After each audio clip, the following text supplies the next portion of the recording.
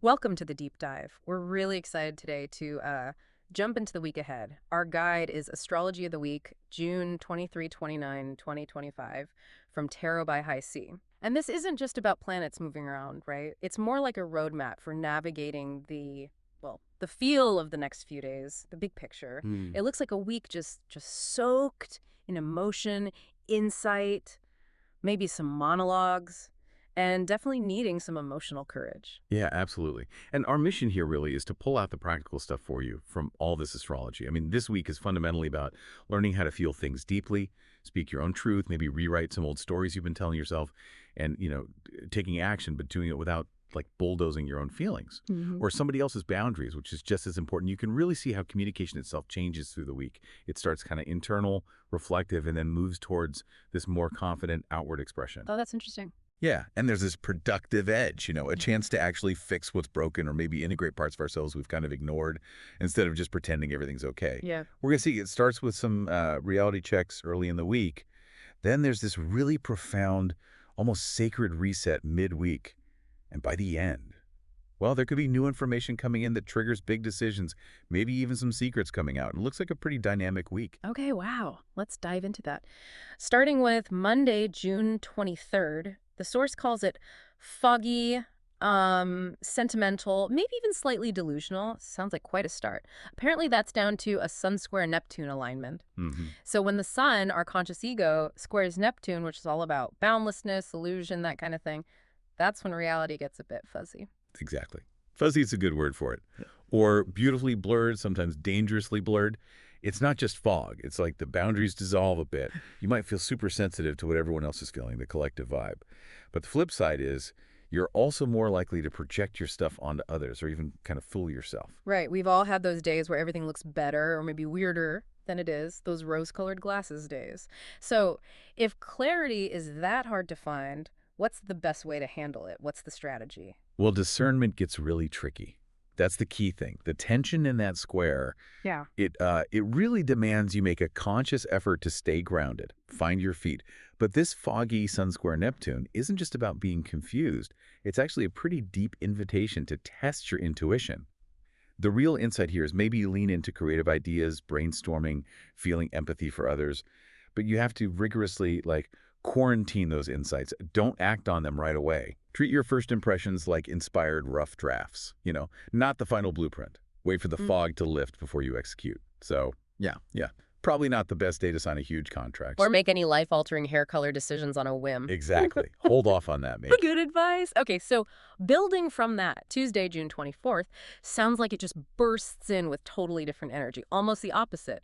We get Sun conjunct Jupiter, described as optimistic, expansive, full of joy. Yeah, big shift. The source even calls it one of the luckiest days of the year. A chance to make your mark. It says, ask for that favor, make a request, maybe even bet it all on a long shot. Sounds exciting. It is exciting. When identity, the sun, merges with expansion Jupiter, Yeah. that expansive feeling is just undeniable. It's huge. But the hidden insight, I think, is really about telling the difference between authentic growth and just inflated ego. Oh, It's not just about being generous or feeling good. It's about finding the best place to put that optimism. Make sure your big bets are actually aligned with something genuine, your real purpose, not just riding a wave of euphoria that might crash later. There'll be plenty of good times for sure, but you got to be careful not to let your imagination just run wild. right. Harness the good vibes effectively. Don't just get swept away. Exactly. Don't let it lead to overindulgence or making promises you can't keep. Got it. And then we hit midweek, Wednesday, June 25th. And this feels pivotal. The new moon in Cancer. The source uses words like tender, protective, an opportunity for emotional rebirth, even ancestral healing. It calls it a sacred reset for the heart, home, your inner foundation, asking us to remember who we are, like underneath all the conditioning before fear maybe changed our direction. Yes. This new moon in Cancer is really potent, and what makes it even more so is that it's forming a challenging square aspect. It's Yeah. squaring both Saturn thinks structure, reality, limitations, and Neptune dreams, illusions, maybe disillusionment. Mm. So this creates a real crucible. It's not just about, balancing dreams and discipline nicely. Right. It's more about confronting where your need for emotional security, that Cancerian core, Right. feels really restricted by external realities. That's the Yes. Saturn part, Hmm. or maybe undermined by unrealistic ideals or confusion. That's Neptune. Mhm. The square demands active work, active integration. You can't just passively hope it sorts itself out. So it really pushes you. It does. And it raises a big question for you, for the listener. What outdated family patterns, maybe ancestral wounds, or even just false ideas about yourself might you be holding on to? This new moon acts like a pressure point. It's urging us to make space for the world that's trying to be born inside us. It's a super powerful moment to plant seeds around what makes you feel secure emotionally, setting healthy boundaries, what home really means to you.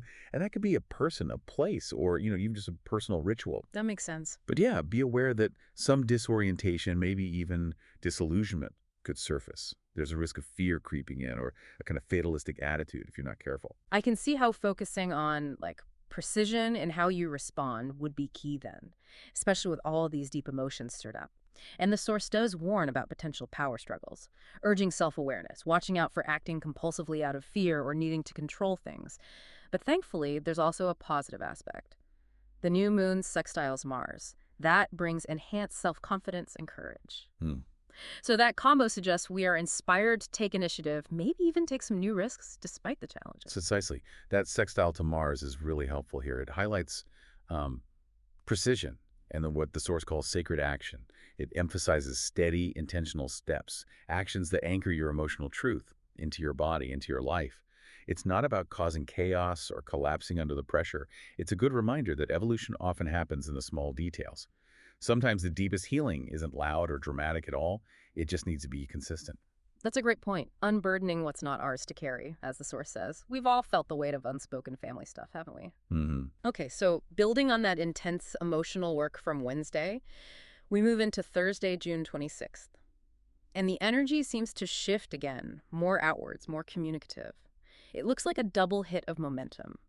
First, Mercury sextile Uranus suggests unusual signals, information from unexpected sources, like finding gold nuggets if you just look differently. Yeah, exactly. Think outside the box, be receptive. The call is to be open to new ideas, right? Right. It's a direct invitation to try something a bit less predictable, a little more out of left field, as you said. Right.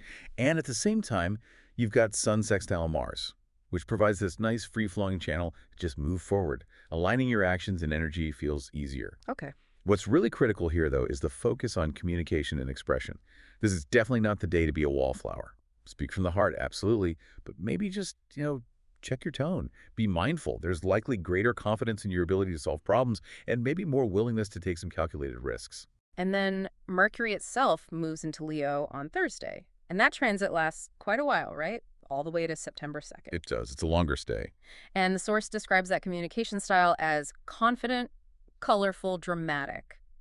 So a call to get more expressive, creative, put your ideas and projects out there like full blast. Yes. Full blast is a good way to put it. Leo energy wants to shine. It sounds like a bit of a tightrope walk then. How do you harness that really powerful, dramatic expression without letting it tip over into just dominating the conversation or being overbearing? What's the best internal filter for listeners to maybe apply there? That's a really key question with Mercury in Leo. This transit is fundamentally about owning your story, your power, your purpose. It's vital. There's this profound need for authentic expression, a kind of truth that wants to burn through shame and just radiate confidence. The challenge, though, exactly as you said, is that while there's no room for self-doubt, a little temperance doesn't hurt. Some people might find themselves roaring more and listening less, maybe even using words to intimidate, consciously or not. So the internal filter to apply is something like, am I using my voice here to build something, to connect, to create, or am I using it to dominate? It's about aligning your words and actions with your higher self, really using your voice with clear, positive intention. That's a great distinction. Build versus dominate. Okay. Shifting then to Friday, June 27th, we have Mercury trine Saturn, which sounds incredibly powerful. The words used are bold, focused, strategy, even intimidating in the best way. Wow. This seems to be about serious thinking, sharing ideas where your thoughts carry real weight, a necessary understanding of the world. Oh, definitely. This is a fantastic aspect. That harmonious trine between Mercury, our thoughts and communication, and Saturn, structure and long-term planning. It really allows you to create a solid game plan. You might even feel empowered to rewrite the rule book if it's not working. Decisions made now should really be based on what's going to be most productive in the long run. It's about getting real about what needs doing, not just talking a good game, but actually walking it with a concrete, actionable plan. This is where those bold ideas can really meet practical application. Nice. Solid grounding after all that Leo expression, maybe. Mm. Okay, then as the week winds down into Saturday the 28th, Mercury makes another aspect. Try Neptune. The energy softens a bit here. Described as inspired, visionary, intuition and creative imagination influencing how we think and talk, words flowing like honey. Yeah, exactly. A much softer, more flowing vibe than the Saturn trine. This aspect really encourages ingenuity, creativity. It urges you to be open to communicating in new ways, maybe less conventional ways. What this truly unlocks, I think, is the power of openness. What can be achieved when you're receptive and transparent. So the advice here is probably avoid being cagey or secretive. Clarity and expressing that inspired vision are key to tapping into the potential of this transit. Lovely. And then we end the week on Sunday, June 29th, with Mercury opposed Pluto.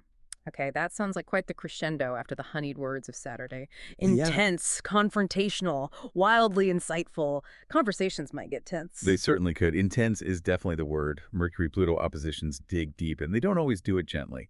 This really brings up that important question again about how we use our words. Is it for profound transformation or something else? There's a very clear warning in the source about ego clashes, power struggles, Yeah. especially if the need to control becomes more important than genuine connection or understanding. Yeah. You could easily wound someone or be wounded yourself if you're not careful with your words. Power dynamics are really highlighted. Just because you can say something cutting or revealing doesn't mean you should. Discernment again? Huge discernment needed here. This transit really emphasizes using your voice for transformation, yes, but not domination.